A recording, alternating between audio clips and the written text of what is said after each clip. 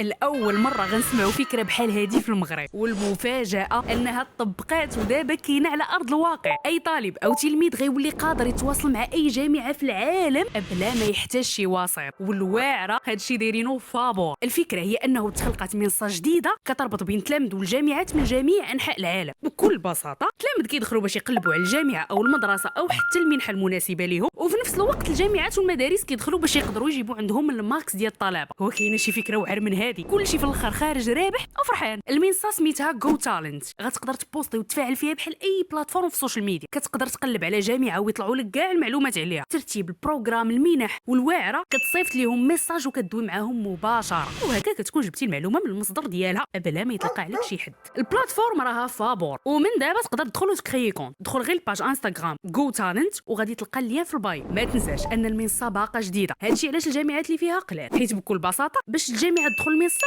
خاص تلقاها محركه بالطلبه. لهذا ادعوكم كلكم دخلوا المنصه وبوستي فيها اي مشكل او اكسبيريونس عندها علاقه بالتوجيه، باش ان شاء الله الجامعات غيشوفوا المنصه محركه بالتلاميذ وهما غيجيو حتى لعندكم. ايوا يلا كيف العاده تسناوني نجيب لكم الجديد النافع.